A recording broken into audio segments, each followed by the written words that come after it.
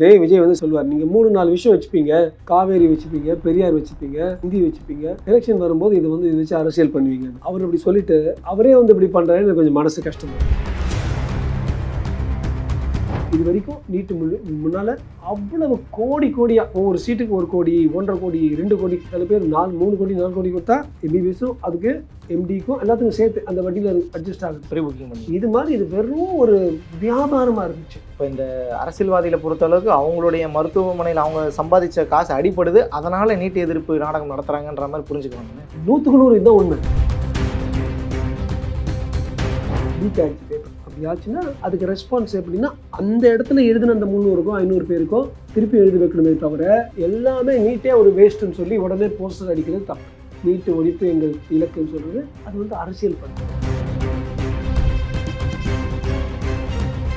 Already வச்சிருந்த அந்த எக்ஸாமை முறைப்படுத்தாலே போதும் இல்லை. அப்போ நீட்டுன்னு ஒன்று தேவையா? நீட்டுங்கிறது சுப்ரீம் கோர்ட் சொல்லி ஒட்டுமொத்த இந்தியாவுக்குமான இந்தியாவுக்கு எல்லா ஃபார்மானு சொல்லி 27 மாநிலங்கள் இப்போ 27 யூஸ் பண்ணிட்டு இருக்காங்க. தமிழ்நாடுலையும் ஆந்திர பிரதேஷ்லையும் எங்களுக்கு அவ்வளவு சந்தோஷம் இல்லைன்னு சொல்றாங்க தவிர ஆக்சுவலா இது ஊடுருவி பார்த்தா ப்ராக்டிக்கலி கொஞ்சம் யோசிக்கும். சும்மா ஒரு நீட்டை தாக்குறது, திமுக நீட்டு தாக்குறாரு, விஜய் நீட்டு தாக்குறாரு, திமுக கட்சி தீவுங்கிறா, விஜயும் கட்சி தீவு சொல்லுங்க. அதே இஷ்யூஸ், அந்த இஷ்யூஸ் அட்லீஸ்ட் நீங்க ஒரு ரொம்ப சர்வசாதாரணமாக பேசிட்டு கடந்து போயிட்டாரு. பட் இது சர்வசாதாரண பேசும்போது எப்படின்னா தெரியாத மக்கள் ஆமாம்ல ஒரு கட்சி தீவு வாங்கல, ஆமாம்ல நீட்டு ஒழிக்கல, சும்மா லாலிபாப் சாப்பிட்ற மாதிரி இல்லை, கிரவுண்ட் ரியாலிட்டி. ஸ்டாலின் அங்கிள் அப்படிங்கிற வார்த்தையை பயன்படுத்துங்க. Uncle what uncle, not nice uncle சொல்றது ஒரு விளையாட்டாக தான் சொல்றாரு. அப்படி இருந்தோம் தலைவருக்குன்னு ஒரு சில உங்களுக்கு இது வரைக்கும் ஒரு பேசாத ஒரு speech, first day first show only show எல்லாம் ஃப்ரீயா பாருங்க ஆக்சுவலாக வருவாங்க, இளைஞர்கள் வருவாங்க. இந்தியா ஆடு மாடு நிக்க வச்சா கூட ரெட்டையில குட்டுப்பா நம்ம பாத்தியார் இருந்தான். இந்த காலத்தை அப்படி பண்ண மாட்டாங்க. அந்த அளவுக்கு ரெட்டையிலைக்கு தான் அவ்வளவு ஸ்ட்ரென்த் இருக்கு தவிர இவருடைய யானைக்கு அப்படி இல்லை.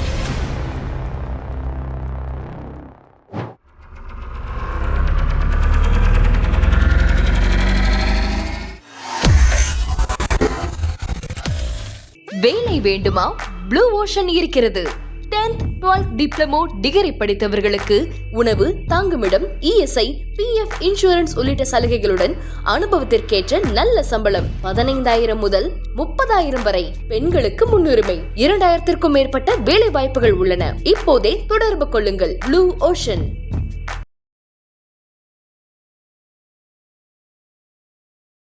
தமிழ் நேயர்களுக்கு வணக்கம். இன்றைய நேர்காணலில் நம்மோடு இணைந்திருக்கிறார் life hospital chairman doctor Rajkumar அவர்கள். இன்னைக்கு நம்ம அரசியல் சம்பந்தப்பட்ட விஷயங்களை தான் நம்ம பேச போறோம். வணக்கம் சார். வணக்கம் முசாமில். நேயர்களுக்கும் வணக்கம். எப்படி இருக்கீங்க? ரொம்ப சௌக்கியம். தமிழ்ல பேசுறது எப்பவுமே எனக்கு ஒரு ஆசை, ஒரு சந்தோஷம். வழக்கமா நம்ம சமூகம் சார்ந்து மருத்துவம் சார்ந்து நிறைய பேசுவோம். நீ டோட்டலாகவே நம்ம அரசியல் சார்ந்து தான் பேச போறோம். சமீபத்தில் நடந்த அந்த மதுரை மாநாடு விஜய் அவர்கள் பேசின 2 விஷயம் நான் அந்த பேட்டியும் பார்த்தேன். எனக்கு இருக்கிற கேள்விகளை நான் கேட்குறேன். நீட் தேர்வை விளக்குறோம் அப்படிங்கிற ஒரு உத்தரவாதத்தை கொடுங்க மோடிஜி அவர்களே, இது ஒன்று. 2வது கச்சத்தீவை மீட்டு கொடுங்க மோடிஜி அவர்களே அப்படிங்கிற ஒரு ஸ்டேட்மெண்ட். இப்போ நீட் தேர்வு சம்பந்தப்பட்ட விஷயங்கள் வரும்பொழுது இல்லை நிறைய ப்ரோஸ் அண்ட் கான்ஸ் நிறைய தொடர்ச்சி நம்ம பெரிய விவாதம், நீண்ட விவாதத்துக்குரிய சப்ஜெக்டாக இருந்தாலும் டிஸ்க்ளைமராக ஒன்று சொல்லிடுறேன். தரமான மருத்துவர்களை உருவாக்கணும், அதுக்காக தான் நீட்டு கொண்டு வரன்ற மாதிரியான விஷயங்கள் நான் ஏற்றுக்க மாட்டேன். ஏன்னா என் முன்னாடி உட்காந்துருக்கிற மருத்துவர் தரமான மருத்துவருங்கிறத நான் நம்புறேன். அவர் நீட் எழுதலைங்கிறதையும் நான் நம்புறேன். இதை தாண்டி நீட்டினுடைய தேவை என்ன இருக்கு, ஏன் இதை வச்சு ஒரு அரசியல் நடக்குது இல்லை, அந்த அரசியல் நீங்க எப்படி பாக்குறீங்க? நான் சொல்லிட்டு இருந்தேன் சர்க்கார் படத்துல விஜய் சர்க்கார் படத்துல சொல்லுவார், நீங்க 3-4 விஷயம் வச்சுப்பீங்க, காவேரி வச்சுப்பீங்க, பெரியார் வச்சுப்பீங்க, ஹிந்தி வச்சுப்பீங்க, எலெக்ஷன் வரும்போது இது வச்சு அரசியல் பண்ணுவீங்கன்னு. அவர் அப்படி சொல்லிட்டு அவரே இப்படி பண்றாரு. எனக்கு கொஞ்சம் மனசு கஷ்டமா இருக்கு. நம்பர் 1. நம்பர் 2, இப்போ நீட் கொண்டு வந்தது காங்கிரஸ். அவர் 2010 கொண்டு வரும்பொழுது பி. சிதம்பரம் அவங்கெல்லாம் கொண்டு வரும்போது அவங்க அந்த காரணங்கள் பார்த்தீங்கன்னா இன்னைக்கு அவங்க காங்கிரஸ் பண்ணதுனால நான் காங்கிரஸ்க்கு எதிரி நான் சொல்லலை. பல விஷயங்களுக்கு எனக்கு கருத்து வேறுபாடு இருக்கு. ஆனா அவங்க கொண்டு வந்தது ஒரு சரி சமமா எல்லா மாணாக்கர்களையும் ஒரு எக்ஸாம் கொடுத்து அவங்களுக்கு பண்றது. இப்போ நீட்டு கொண்டு வரும்போது பிரைவேட்டா இந்த காலேஜ் அந்த காலேஜ் ட்ரைனிங் வச்சுக்கிட்டு கோட்டால கற்றுக் கொடுப்பாங்க, ராசிபுரத்தில் கற்றுக் கொடுக்குவாங்க, பார்லிமெண்ட் நாடாளுமன்றத்தில் அவங்களால பார்க்க முடியாது. ஒரு சரிசமமான தேர்வு எப்படி ஜிப்பருக்கு இருக்குதோ ஐஐடிக்கு இருக்குதோ அது போல இதுக்கு வைக்கலான்னு தான் இது கொண்டு வந்தாங்க.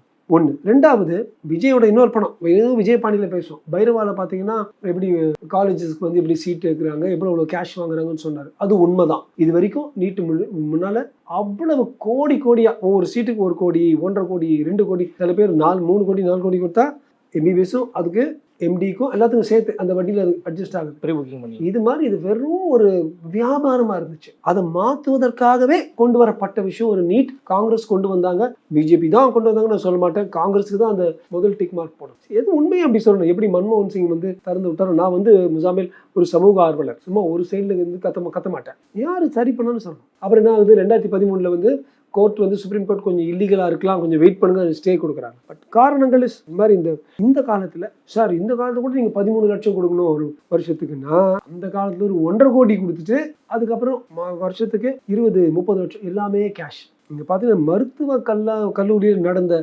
வியாபாரம் அது சேர்க்கறதுக்கு அந்த கேஷ், இந்த பரிவர்த்தனம், பண பரிவர்த்தனம் பயங்கரமாக இருந்துச்சு. கம்ப்ளீட்டாக இப்போ என்ன சொல்லிட்டாங்க, நீட்டில் நீ வந்து செக்காக தான் கட்டணும். அப்போ வந்து கொடுக்குறவனுக்கும் அக்கௌண்ட் பண்ணி தான் கொடுக்கணும், வாங்குறவனுக்கும் டேக்ஸ் கட்டி தான் எடுக்கணும். அப்போ என்ன ஆகுது, ஒரு டிரான்ஸ்பரன்சி. இப்போ டிரான்ஸ்பரன்சி யாருக்கு பிடிக்கும் முசாமில்? யார் ஓன் பண்ணுறாங்க மெடிக்கல் காலேஜஸை? யார் ஓன் பண்ணுறாங்க மெடிக்கல் காலேஜ்? உங்களை மாதிரி அறிஞர்களா, கலைஞர்களா, என்ன மாதிரி கலைஞர்களா, அறிஞர்களா? இல்லை, எல்லாமே பாலிட்டிஷியன்ஸ் தான். அந்த பாலிட்டிஷியன்ஸ் கும்பல் நீங்கள் பார்த்தீங்கன்னா எல்லாருக்கும் பியூட்டிஃபுல்லாக எலெக்ஷன் முன்னால் அப்படியே லட்டு கேஷ் வர்றதுக்கு இது ஒரு நல்ல வாய்ப்பு. அதை உடைக்கிறதுக்கு தான் இந்த நீட்டு கொண்டு வந்ததுன்னு நம்ம பாராளுமன்றத்தை போட்டு 2010 கொண்டு வரோம். அதே காரணங்கள் தான் இப்போ கூட ரியலி ஒரு டிரான்ஸ்பேரன்சி எல்லாருக்கும் ஈக்குவலண்ட்டாக இருக்கும். நான் என்ன சொல்கிறேன், இது கொண்டு வந்த ரூல்ஸ் கொண்டு வந்தவங்க 4 பேர் அவங்க அப்பா அம்மா இன்னும் ஒரு 1 லட்சமோ 1.5 லட்சமோ கொடுத்து இது மாதிரி டே அண்ட் நைட் ஒரு நல்ல கோச்சிங் கிளாஸில் பண்ணுவாங்க. ஒரு கவர்மெண்ட் ஸ்கூலில் இருக்கிறவங்களுக்கு கோச்சிங் கிளாஸ் இல்லை, அது ஒரு டிஃப்ரென்ஸ் காட்டுறாங்க. அப்போ நான் என்ன சொல்கிறேன், திமுக கவர்மெண்ட் என்ன பண்ணிட்டு இருக்கு, அது வந்து அவங்க வந்து இதே மாதிரி டீச்சர்ஸுக்கு கொஞ்சம் எக்ஸ்ட்ரா காசு கொடுத்துட்டு அவங்களையும் துப்புரவு தொழிலாளர்களுக்கு பண்ணுற மாதிரி பண்ணாமல் டீச்சர்ஸ்க்கு கொஞ்சம் கொடுத்துட்டு அவங்கள ஒழுங்காக கோச்சிங் பண்ண சொன்னால் இந்த கவர்மெண்ட் ஸ்கூலில் இருக்கிற பசங்களும் மேலே வருவாங்க. இதுதான் வளர்ச்சிக்கு வந்து எப்போவுமே மேல் நோக்கியே போயிட்டு இருக்கணும். இவங்க என்ன சொல்றாங்க, சமச்சீர் கல்வி, எல்லாரும் இவ்வளவு படிச்சா போதும் சொல்றதுனால தான் இப்படி இருக்கும். அப்படி இருந்தால் கூட வருஷமா தமிழ்நாடுல அவ்வளவு தமிழ்நாடு பசங்க வந்து நீட் எழுதி மருத்துவர்களா இந்தியா பூரா போறாங்க. நீங்க பாருங்க, இவங்கெல்லாம் போய் எனக்கே தெரிஞ்சு 100கணக்கான பசங்க பீகார்லயும், எய்ம்ஸ்லயும், ஜிப்மர்லயும், கவுஹாத்திலையும், மும்பைலையும், நாக்பூர்லையும் போற பசங்க வந்துட்டு ஹிந்தியில் பேசினா ஏக் காவ் ஏக் கிசான் ரகுதாத்தான்னு சொல்ல மாட்டான். பளிச்சுன்னு ஹிந்தியில் பேசுவான், பளிச்சுன்னு ஃபர்ஸ்ட் கிளாஸ் ஒரு நல்ல மெடிக்கல் ப்ராக்டிஸ் தமிழ் ஆட்களும் ஹிந்தி ஆட்களும் தெலுங்கு ஆட்களும் வச்சு ப்ராக்டிஸ் பண்ணுவாங்க. இந்த பசங்க அடுத்த தலைமுறையை இதே ஹிந்தி கற்றுக்காதங்கிற பஜனை உங்ககிட்ட வேலை செய்யாது. ஓ, இல்லை மறைமுகமாக ஹிந்தி திணிப்பு வேற இருக்கா? அப்போ ஒரே ஒரு நாடு தான், அங்கே போய் நீங்கள் கவுஹாத்தியில் போய் நீங்கள் தமிழில் பேசணும்னு சொன்னால் என்ன பண்ணுவோம், அவனுக்கு அசமீஸ் தெரியும், நம்ம தமிழ்நாடுலேருந்து வரும், இன்னொருத்தன் மும்பையிலேருந்து வரோம், எல்லாருக்கும் அங்கே சரிசமமாக பொது மொழி வந்து இங்கிலீஷ் இருக்கு அல்லது ஹிந்தி இருக்கு. அவங்க நம்ம எப்படி அடிக்கடி நம்ம தமிழில் பேசணுமோ அது மாதிரி எல்லாருமே ஹிந்தியில் பேசுகிறாங்க. சரி, அது இல்லாமல் மேனேஜ் பண்ண முடியுமா? இல்லை, மேனேஜ் பண்ண முடியும், இங்கிலீஷில் போய்க்குங்க. ஆனால் ஹிந்தி பேசுனா ஈஸியாக எல்லார்ட்டையும் ஒன்றா உட்கார முடியுங்கிறது கண் கூட நான் பார்த்த கருத்து. இப்போ இந்த அரசியல்வாதிகளை பொறுத்தளவுக்கு அவங்களுடைய மருத்துவமனையில் அவங்க சம்பாதிச்ச காசு அடிப்படுது, அதனால நீட் எதிர்ப்பு நாடகம் நடத்துறாங்கன்ற மாதிரி புரிஞ்சுக்குவேன் நான். 100% இதுதான் உண்மை. மக்களுக்கு போராட்டம் கிடையாதா இது? மக்களுக்கு எங்கங்க பட்டியல் போடுங்க. அதே மாதிரி விஜய் சொல்றாரு, நெஞ்சு வலிக்குது அனிதாக்கு இப்படி ஆச்சுன்னு. ஒரு அனிதா நீங்க கடைசி ஸ்டேட்மெண்ட் நீங்க பாத்தீங்கன்னா கூட எஜுகேஷன் டிபார்ட்மெண்ட் ஸ்டேட்மெண்ட், மாண்புமிகு முதலமைச்சரோட 20 பேர் தற்கொலை பண்ணியிருக்காங்க நீட்டுக்காக. அதே காலகட்டத்தில் 2017 16 2025 வரைக்கும் 1500-2000 பேரும் 12ஆம் கிளாஸ் எக்ஸாமுக்கு தற்கொலை பண்ணியிருக்காங்க. இந்த அனிதான்னு விஜய் சொல்றது வந்து ஒரு திசை திருப்பியா பயன்படுத்துறாரு. அப்போ வந்து இப்போ 2000 பேர் இறந்துட்டாங்க. அதனால வந்து 12ஆம் கிளாஸ் எக்ஸாமே நம்ம தூக்கி போட்டுடலாமே முசாமில். 1500 பேர் இறந்தாங்க. 10ஆம் கிளாஸ் எக்ஸாமை வச்சுக்காதீங்க, 800 பேர் 500 பேர் இறந்துருக்காங்க. IIT எக்ஸாமுக்கு எழுதி JEE இருக்கு, அது எழுதி பாஸ் பண்ண. அப்ப IITயும் தூக்கிடுங்க. UPSCல எழுதி சில பேர் தூக்கு போடுறாங்க, நான் பார்த்துருக்கேன் நெட்ல. அப்ப UPSCயும் எடுத்துருங்க. இன்னும் எப்படிங்க இது? UPSCக்கு கோச்சிங் கிளாஸ் ஒருத்தர் வச்சுக்கிறாங்களா IAS, அது மாதிரி நீட்டுக்கும் கோச்சிங் கிளாஸ் வைக்கிறாங்க. கவர்மெண்ட்டும் பண்ணணும்னு நினைக்கணுமே தவிர அதனால சரிசமமா இல்லைன்னு சொல்றது எப்படி? இப்போ இந்த கோச்சிங் கிளாஸே லட்சக்கணக்கில் டியூஷன் ஃபீஸ் வாங்குறாங்கன்ற பட்சத்தில் அது எப்படி ஒரு சாமானியனால கொடுக்க முடியுன்றதான சார்? 1.5 லட்சம் நான் கேட்டேன், ஆவரேஜ். இது கூட நான் கேட்டேன், சராசரி 6 இடத்துல கேட்டேன். வேலம்மாள், சங்கர் IAS அகாடமி 4-5 இடத்துல கேட்கும்போது சராசரி அந்த தொகை வந்து 1.5 லட்சம் ஆகும். அது ஏழைகளுக்கு கனவாச்சு சார் 1.5 லட்சம். முசாமில் 1.5 கோடி கொடுத்து MBBS படிக்கிறது அதோட பெரிய கனவு இல்லை, அது வந்து ஃபேண்டசி. 1.5 கோடி கொடுத்து MBBS படிக்கிறது எப்படி, கடனை வாங்கி 1.5 லட்சம் கொடுத்து பையனை படிக்க வச்சு வாங்குறது. நான் தான் சொல்றேன், ஏன் அந்த 1.5 லட்சம் கட்டணும், கவர்மெண்டே ட்ரைனிங் கொடுக்கட்டுமே. ஓகே, எளிமைப்படுத்தினா இன்னும் ஈஸியாக அது மக்களுக்கு பண்ணணுங்கிறேன். ஓகே, பண்ணணும், கவர்மெண்ட் பண்ணணும். கவர்மெண்ட் வந்து அங்கே இருக்கிற டீச்சர்ஸ்க்கு இன்னும் கொஞ்சம் எக்ஸ்ட்ரா காசு கொடுத்து, இதே டீச்சர்ஸ் கவர்மெண்ட் ஸ்கூல்ல இருந்து கிடுகிடுன்னு சாயங்காலம் போய் பிரைவேட் இதுக்கு தனியார் கல்லூரிகளுக்கு தனியார் நிறுவனங்களுக்கு போறாங்க, அவங்களுக்கு கொஞ்சம் காசு கொடுத்து, இது எல்லாமே அட்மினிஸ்ட்ரேஷன் தான். கொஞ்சம் காசு கொடுத்தப்பா இங்கே கொஞ்சம் கற்றுக் கொடுங்க நம்ம பசங்களுக்குன்னா நிச்சயமா இந்த கேப் இருக்கு பார்த்தீங்களா, அது வந்து மூடப்படும். இந்த இடைவெளியே இருக்காது. கடைசி பாயிண்ட் நான் சொல்றேன். ஸோ காசும் 1.5 லட்சம் இங்க, 1.5 கோடி இங்க. ரெண்டாவது பண்றதெல்லாம் பாலிட்டிஷியன்ஸ் தான். மூணாவது இன்னொரு ஒரு ஆர்குமெண்ட், ஒரு விவாதம் வைப்பாங்க. ஐயோ தெரியுமா, நாக்பூர்ல இப்படி ஆச்சு, ஜபல்பூர்ல இப்படி ஆச்சு, கொண்டல்பூர்ல ஒரு இந்த பூர்லயோ அந்த பூர்லயோ லீக் ஆயிடுச்சு பேப்பர். அப்படி ஆச்சுன்னா அதுக்கு ரெஸ்பான்ஸ் எப்படின்னா, அந்த இடத்துல எழுதின அந்த 300க்கோ 500 பேருக்கோ திருப்பி எழுதி வைக்கணுமே தவிர, எல்லாமே நீட்டே ஒரு வேஸ்ட்ன்னு சொல்லி உடனே போஸ்டர் அடிக்கிறது தப்பு.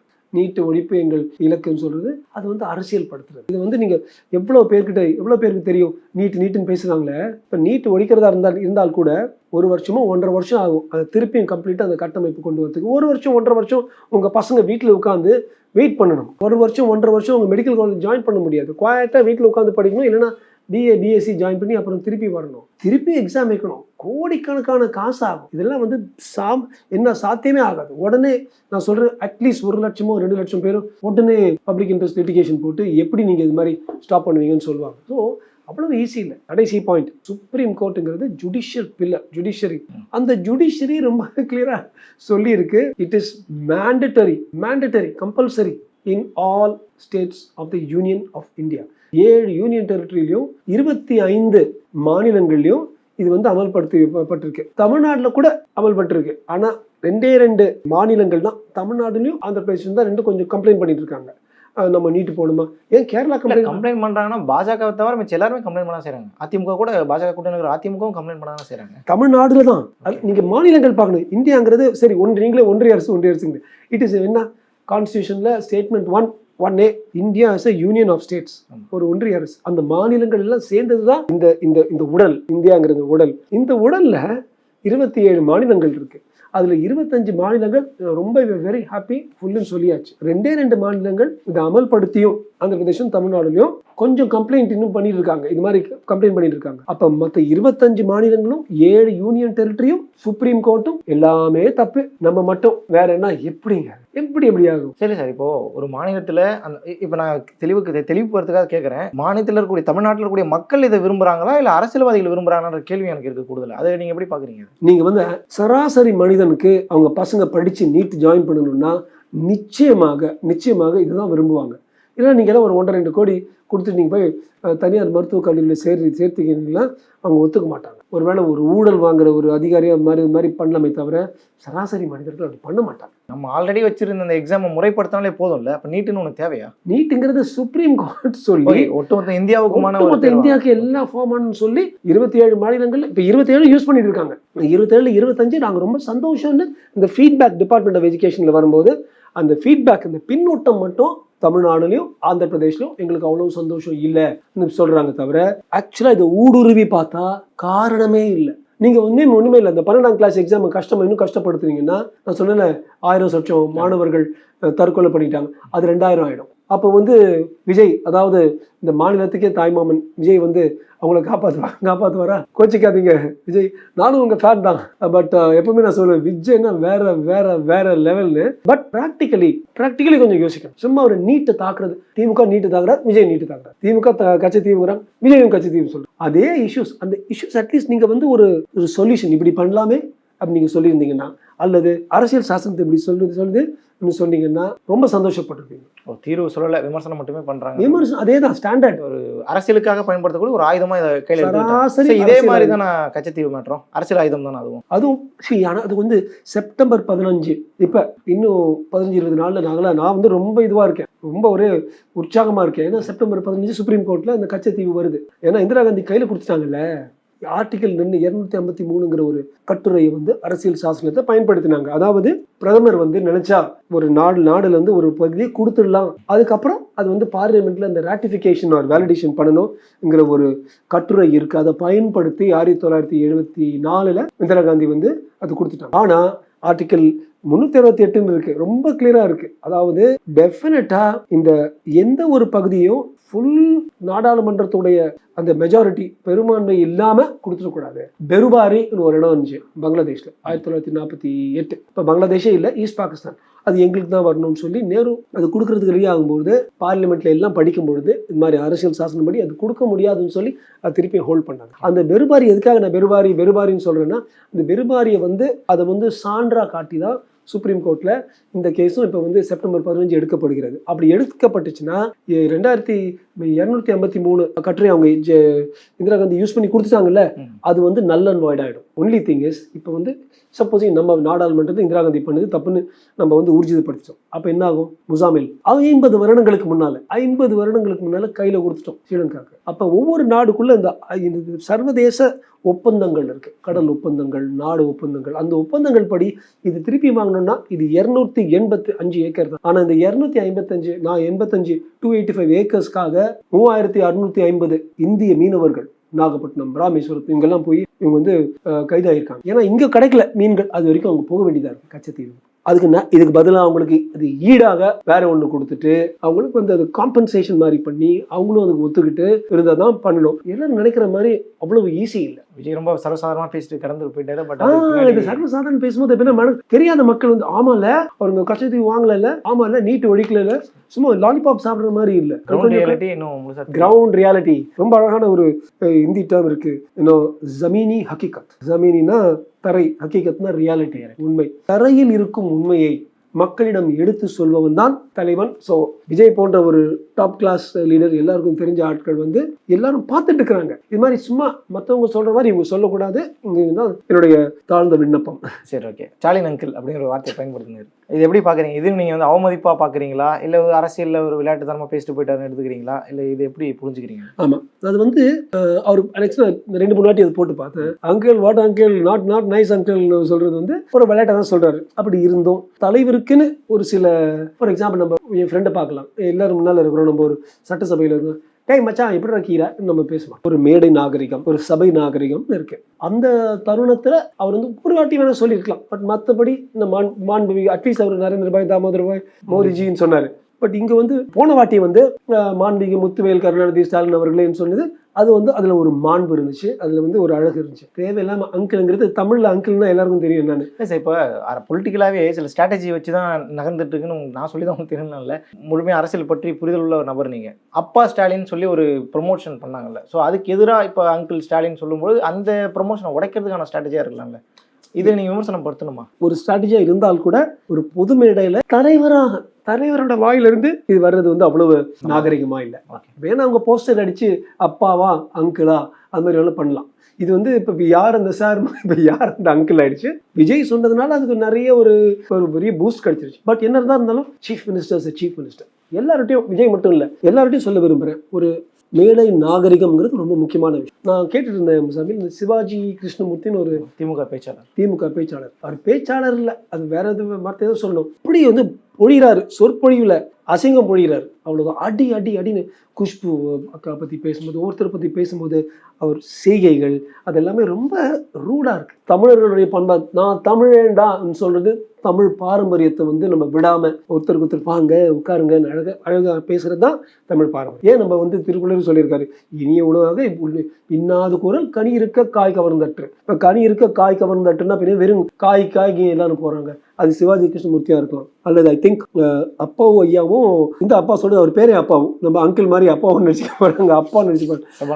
சபாநாயகருக்கும் அதிமுக ஆட்களுக்கும் ஒரு பிரச்சனையாகி அவங்க வாக் அவுட் பண்ணாங்க. நம்ம தமிழ்நாடு சட்டசபையில ரவுடி, மற்றவங்கள ரவுடின்னு சொல்றதே தப்பு.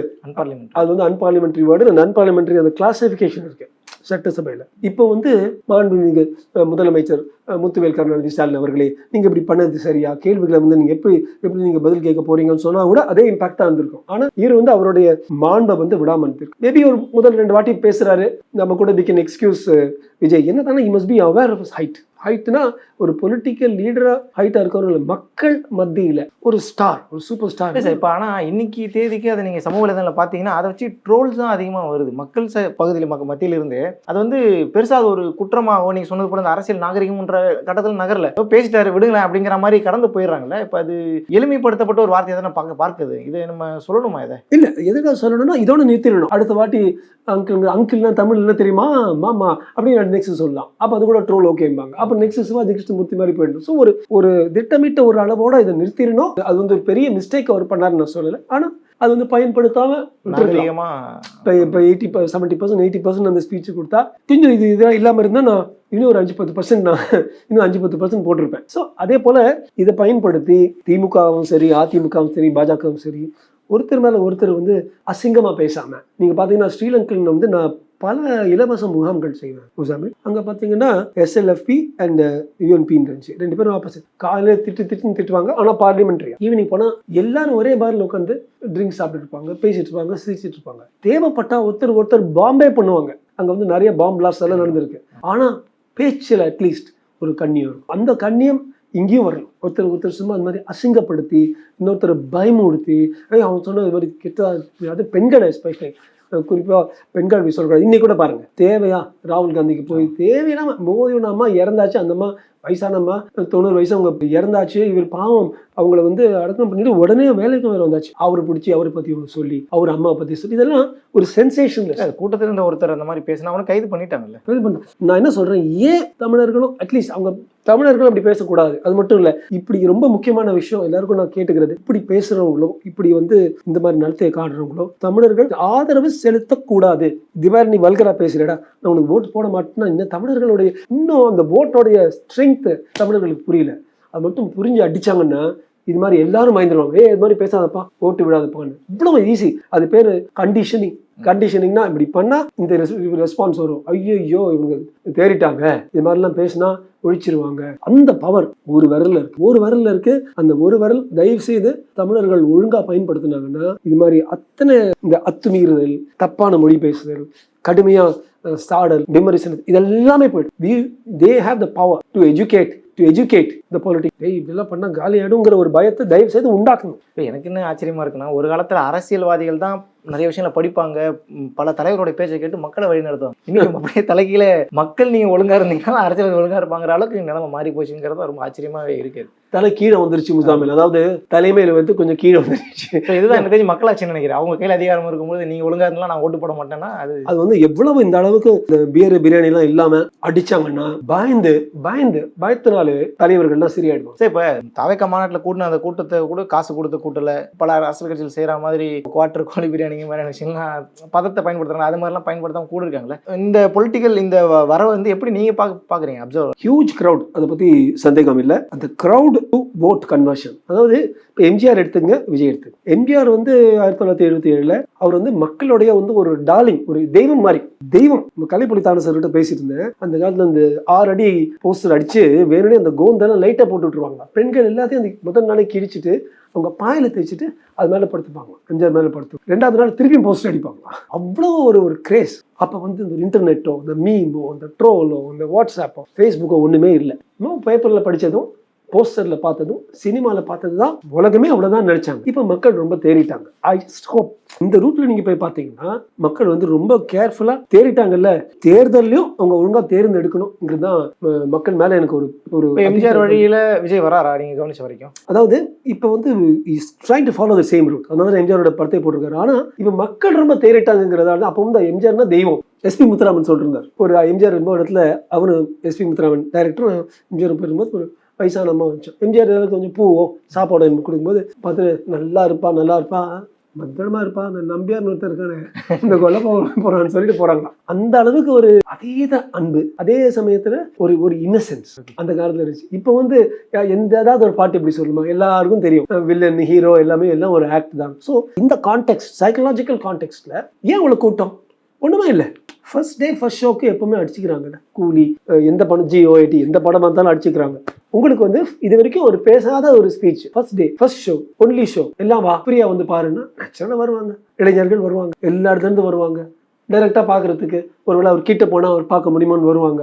ஸோ அந்த அட்ராக்ஷன் இருக்கும். அதுவே அவங்க வந்து மக்கள் யோசிச்சு அவங்க ஓட்டு வந்து இந்த வேட்பாளர், அதே போல பக்கா ஒரு ரவுடியா இருந்தா வச்சு விஜயோட போட்டோ மட்டும் வச்சுட்டு ஒரு ரவுடி ஒரு இடத்துல நின்னா மக்கள் போட மாட்டாங்க, தேர்ந்துட்டாங்க. அந்த காலத்து அப்படி இல்லை. எம்ஜிஆர் வந்து ஆடு மாடு நிக்க வச்சா கூட ரெட்டையிலப்பா குத்துப்பா நம்ம பாபியார் இருந்தான். இந்த காலத்து அப்படி பண்ண மாட்டாங்க. அந்த அளவுக்கு ரெட்டையிலைக்கு தான் அவ்வளவு ஸ்ட்ரென்த் இருக்கு தவிர இவரோட யானைக்கு அப்படி இல்லை. But of course I may be wrong, wait பண்ணி பார்க்கணும். பட் நான் 4-5 ஒரு நல்ல கருத்து விமர்சனங்களை பத்தி பேசும்பொழுது 10-20% டெஃபினட்டா அவர் எடுப்பார். இதுவே ஒரு பெரிய இதுவே ஒரு பெரிய அளவு. ஆனா அது அக்ராஸ் த போர்டா இருக்கும். நான் வந்து 10-20 நான் ஒரு மாநிலம் பூரா எடுத்தேன்னா எந்த ஒரு இடத்துல ஜெயிக்க போறது இல்லை. இப்ப பாமக எடுத்தீங்கன்னா அல்லது விஜயகாந்த் எடுத்தீங்கன்னா பாமக ஒரு சில தர்மபுரி, விருதாச்சலம் அந்த ஏரியாங்கள்ல வடா இருக்கா, அங்க வந்து நிறைய அவங்க கான்சென்ட்ரேட்டட். அவங்க வந்து 6% 5% எடுத்தால் கூட அந்த இடத்துல இருக்கும். ஸோ 4-5 வேட்பாளர்கள் வந்து வெற்றி காணுவாங்க. இவர் வந்து 234 வந்து 10-15% விஜய்க்காகன்னு பாருனா விஜய் நிக்கிற இடத்துல நிச்சயமா ஜெயிச்சிருவாரு. பட் மற்றவங்களுக்கு என்ன ஆகும் யோசிச்சு பார்க்கணும். ஸோ ஆனால் he will be what's called a spoiler. Politics ஸ்பாய்லர்னா இந்தியா டுடே கூட அந்த நேற்று கருத்து கணிப்பு விட்டாங்க, நீங்கள் கவனிச்சிருக்கீங்களா எனக்கு தெரியல. அது நான் பார்க்கல. என்ன கருத்து கணிப்புனா திமுக இன்னைக்கு மக்களவை தேர்தல் நடந்துச்சு அப்படின்னா திமுக தான் வெற்றி பெறும், அதுக்கு காரணம் விஜயா இருப்பார் அப்படின்னு. சரி, நீங்கள் சொன்ன அதே பாயிண்ட்ல தான் வராங்க அவங்களும். விஜய்னால எதிரணியில் இருக்கக்கூடிய அதாவது அதிமுக, பாஜக அது போல நாம் தமிழ் கட்சியினுடைய வாக்குகளை பிரிக்கிறது மூலமாக குறைந்த சதவீதமாக இருந்தாலும் திமுக வெற்றி பெறுங்கிற மாதிரி ஒரு பாயிண்ட்டுக்கு வராங்க. ஸோ அது இன்னும் 8 மாதம் இருக்கு தேர்தல். நான் சட்டமன்றத்தை சொல்றேன், 8 மாதம் 9 மாதம் இருக்குங்கிற பட்சத்தில் பிரச்சாரம் இருக்கு. இன்னைக்கு திமுக ஆட்சியில் நடக்கக்கூடிய விஷயங்கள் எல்லாம் அவங்க எடுத்து பிரச்சாரமாக கொண்டு போகும்போது அந்த பர்சன்டேஜ் அதிகமாச்சுன்னா தாவேக்கா கை ஓங்காதா? கரெக்ட், நீங்க சொல்றது கரெக்ட். அதாவது திமுகவை எதிர்த்து இருக்கிற ஸ்தாபன எதிர்ப்பு எல்லாமே இப்ப வந்து அதிமுகவுக்கும் பாஜகவுக்கும் வந்துட்டு இருக்கு. இப்ப அந்த கேக்ல வந்து 2 பகுதி இருக்கு. இப்ப இன்னொருத்தர் வந்து அந்த கேக்ல எனக்கு ஒரு பெரிய பகுதி வேணும்னு எடுக்கிறாரு. ஸோ திமுகவை எதிர்க்கிற அத்தனை பேரும் அதுல வந்து ஒரு 30% 25% அப்படியே ஒட்டுமொத்தமா விஜய்க்கு வந்தால் பிளஸ் திமுகவில் உள்ளடங்கிய ஃபார் எக்ஸாம்பிள் நம்ம ஷெட்யூல் காஸ்ட் சகோதரர்கள், சிறுபான்மையர்கள் அவங்க எல்லாம் விஜய் பக்கம் வந்தா அப்போ வந்து ஒரு பெரிய வித்தியாசம் வர்றதுக்கு வாய்ப்பு இருக்கு. But may not be that much. அந்த அளவுக்கு தாவுவாங்களாங்கிறது தான் என்னுடைய முதல் கருத்து. இந்த மீம் ட்ரோல் வாட்ஸ்அப் இருக்கிற எம்ஜிஆர் இருக்கிற மாதிரி அந்த ஜம்ப் இருந்திருக்காங்க. அவங்க எம்ஜிஆரை ஃபாலோ பண்றாரு, எம்ஜிஆர் மாதிரியே நான் வரப்போறேன்னு சொல்லும்போது அந்த பாதையில வந்துட்டு இருக்காருங்கிற மாதிரி சில ஆதரவான கருத்துக்கள் வந்தாலும் எதிர்மறையா சொல்லக்கூடியவங்க வந்து இந்த மாதிரியான பாயிண்ட் வைக்கிறாங்க. இன்னும் முழுமையா நீங்க வந்து களத்துல இறங்கல, நீங்க மக்கள்கிட்ட போய் நேரடியாக நீங்க சந்திக்கலங்கிற மாதிரி விமர்சனம் வைக்கிறாங்க. ஸோ 8 மாசத்துல என்ன மாதிரி மாற்றம் எப்படி வருதுன்றதுலாம் நமக்கு தெரியல. இருந்தாலும் விஜய் மேல மக்களுக்கு இப்ப நம்ம நார்மலா நம்ம பேட்டி எடுக்கிறோம் இல்லையா, மக்கள்கிட்ட போய் கிரவுண்ட்ல கேட்கும்போது 10 பேர் பேசுறாங்கன்னா ஒரு 6 பேர் தாவேக்காக்கு ஆதரவான கருத்து சொல்றாங்க. களம் மாறிக்கிட்டு இருக்கோ அப்படிங்கிற புது தேவை ஒன்று உருவாயிருக்கோன்ற ஒரு கேள்வியும் எழுது இல்லையா? ஸோ அந்த கேள்வியெல்லாம் நீங்க இதே மாதிரி பாயிண்ட்ல தான் பாக்குறீங்களா? நான் ஒரே ஒரு விஷயம் சொல்லி முடிச்சிடுறேன் முசாபர். ஒரு விஷயத்துக்கு நான் ரொம்ப விஜயை பாராட்டுறேன். 150-200 கோடி ஒவ்வொரு படத்துக்கும். ஷாருக் கானுக்கு சமமா ஒரே ஒரு நடிகன் தான் இந்தியாவில் வாங்குறேன், அது வந்து விஜய். அப்படி இருந்தும் எல்லாத்தையும் நான் விட்டுட்டு நான் வந்து அரசியல் இறங்குறேன்னு விஜய் சொல்றதுக்கு ஒரு யூனிக் கட்ஸ். அது நான் ரொம்ப வரவேற்கிறேன் அந்த முடிவை. Nobody can say. நம்ம பார்த்து இன்னொரு பார்ட்டியில போனா அந்த பார்ட்டிக்குள்ளாரையே பாலிடிக்ஸ் இருக்கும். ஒருத்தர் மேல வர பார்த்தா அமுக்குவாங்க, இப்படி பண்ணுவாங்க, அப்படி பண்ணுவாங்க. இந்த சூழல்ல நான் தனியா வந்து ஒரு சிகரத்தை தொடறேன் நினைச்சு ஒருத்தர் வர்றதுக்கு அடுத்த தலைமுறைகள்ல மேபி ஐடில இருந்த ஒருத்தர் வந்து நானும் விஜய் மாதிரி வருவேன்னு நினைக்கலாம். டாக்டரா இருந்த ஒருத்தர் வந்து நானும் விஜய் மாதிரி வருவேன். இன்னொரு ஆக்டர் வரலாம். அதாவது ஒரு ஒரு தனி பாதை, உனக்காகவே ஒரு பாதை வந்து அமைச்சுக்கோ இளைஞர்கள்கிட்ட சொல்றாரு. அது ரொம்ப பாராட்டப்பட வேண்டிய விஷயம். எனக்கு தெரிஞ்சு பல கட்சிகளிலும் கழகங்கள்ல இருந்தோம் அதிருப்தி உள்ளவங்க நீங்க எனக்கும் கேக்குது, நாங்க பேசாம போய் தாவை சேர்ந்துருவோம்ப்பா. அந்த அளவுக்கு அவங்க எல்லாம் போய் சேர்ந்தாங்கன்னா பெரிய அளவுக்கு வளர்ந்துருவாங்க. அது வந்து பெரிய பிக் இம்பாக்ட் ஆயிடும். For example I think Rajalakshmi Subbulakshmi அவங்க வந்து மயிலாப்பூர்ல ராஜலட்சுமி அவங்க எம்எல்ஏ இருந்தாங்க. அவங்க I think she was AIADMK MLA. அவங்க போய் தாவேக்கா ஜாயின் பண்ணிருக்காங்க. ஸோ இது மாதிரி இன்னொரு 50 எம்எல்ஏஸ் 230 ஆல்ரெடி எக்ஸ் எம்எல்ஏஸ் அவங்க வந்து சட்டமன்றத்தில் இருந்தவங்க எல்லாம் வந்து போய் தாவேக்கா ஜாயின் பண்ணாங்க வச்சுங்க. என்ன ஸோ பிக் இம்பாக்ட் தான். ஆனா இது டிபெண்ட்ஸ் ஆன் விஜயோடைய மூவை பொறுத்து தான் இருக்கு. அது எப்படி அரசியல் மயமாக்கி கொண்டு போறாருங்கிறதுலாம் மிகப்பெரிய சவாலான ஒரு விஷயம் கூட. ஏன்னா மோதுறது எல்லாமே 50 வருஷம் 75 வருஷம் ஆலமரங்களை மோதும் போது பெரிய ஆலமரங்கள் தான். அது கூட நான் மக்கள் கிட்ட அந்த இது இருக்கு, அந்த சிம்பத்தி. பெரிய ஆலமரத்தில் போய் மோதுறாரு. I really appreciate. அவர் ஃபேஸ் பண்ற ப்ராப்ளம்ஸ் வந்து ஒவ்வொருத்தரும் அரசியல் என்டர் பண்ணும்போது இதே நீங்க வராத, நீ அங்கே புறக்கணிப்பு மாதிரி அதை தாண்டி அவர் பண்றது நல்லது. பட் அந்த அளவுக்கு இந்த வாட்டி இம்பாக்ட் இருக்குமான்னு எனக்கு தெரியாது. டெஃபினட்டா 2031 எஸ், 2026 சாமி இம்பாக்ட். ஒரு டெமோ எலெக்ஷனாக தான் டெமோ மாதிரி தான். ட்ரையல் தான். கிரிக்கெட்லாம் ட்ரையல்ஸ், அப்புறம் ஆல் ரியல்ஸ். இது ட்ரையல்ஸ் 2031. அது அன்லெஸ் பிஜேபி, அதிமுக இவங்கெல்லாம் தி சாலிட்லி கெட் டுகெதர், நல்ல வேட்பாளர்கள் எடுத்து ஒழுங்கா எடுத்து பண்ணாங்கன்னா தென் அவங்களுக்கு ஒரு நல்ல வாய்ப்பு இருக்கு. இல்லைன்னா நீங்க சொன்ன மாதிரி இந்த ஸ்தாபன எதிர்ப்புல அந்த கேட்க வந்து 3 பேரும் பிரிச்சுக்கிட்டு நான் 28 வாங்கினேன், நான் 24 வாங்கினேன், அவங்க 40 வாங்கிட்டு போயிட்டே இருப்பாங்க. ஓகே சார், என்ன நடக்குதுன்னு மறுபடியும் நம்ம அடுத்தடுத்த அமர்வுகளில் டீட்டெயிலாக நம்ம பேசுவோம். பல்வேறு செய்திகள் எங்களோட பகிர்ந்தமைக்கு ரொம்ப நன்றி. ரொம்ப தேங்க்ஸ். நேயர்களுக்கும் நன்றி, வணக்கம்.